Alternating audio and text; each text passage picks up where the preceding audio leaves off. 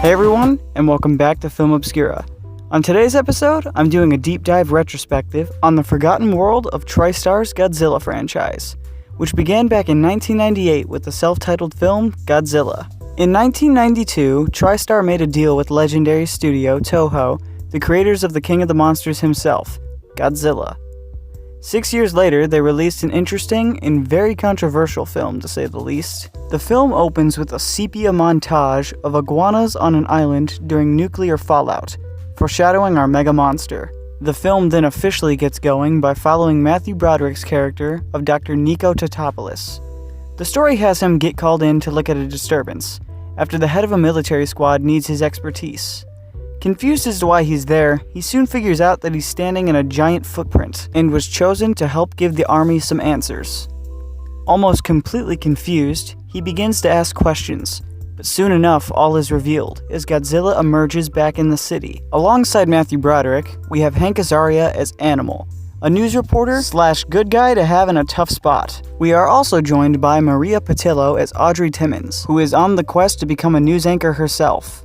Animal catches footage of the creature as the city begins to panic. Nico Tatopoulos then teams up with a spy, played by Jean Reno, who has some expert knowledge on the creature due to his mysterious background. Meanwhile, the army is trying to keep the story hush and track down the beast before its next appearance.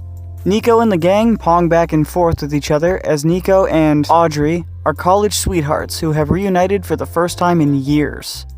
In separate teams, they follow the monster into the sewers below and stumble upon Godzilla's nest full of hundreds of eggs. After the eggs hatch, the friends bump into each other and emerge through a giant hole in Dodger Stadium. This is where we begin the final act, as the crew are stuck running around in the winding halls of the building as the army gets word of their situation. The team figure out a way to broadcast how bad the area is on the news as the army drops some horrible news of their own. They only have 6 minutes to escape before they torch the place with various forms of explosives. Narrowly escaping, the crew rocket out of the front doors as the building blows up seconds later. But even though the eggs are now destroyed, Godzilla has one final laugh. Jumping through the rubble, Zilla, as the monster has now been dubbed since 2004, chases the gang around the busy streets while they try their hardest to race him. The film ends with them managing to get Zilla on the San Francisco Bridge and shoot him with high-grade weaponry. Godzilla is defeated once and for all, and the characters live happily ever after. That is until the stinger. The camera pans into the rubble of Dodger Stadium as one egg is revealed and hatches roaring towards the camera. A strange place to end a film, right? Well, what if I were to tell you the deal that TriStar made with Toho back in 1992 wasn't just for one film, but a trilogy? Now, as we all know, the film bombed hard, as it strayed too far from the source material, so plans for the sequel films were scrapped. But all hopes for a continuation weren't lost, as a sequel animated series ran only a year later, picking up in a similar way from how the film ended. But more on that later. First, I'll explain the original plans for the sequels if they had been produced.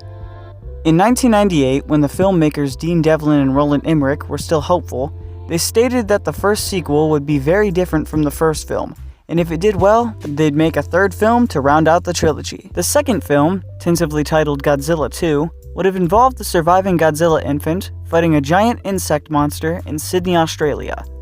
Also, we know that before the first film even released, they paid $5 million for sequel rights, which included the film had to be made within 5 years after the first, meaning that if it were to have been released, it would have been ranging from 1999 to 2004. But due to the first movie only doing well at the box office, Sony / TriStar wanted to cut the budget for the sequel, causing Roland and Dean to pull out from continuing the series of films.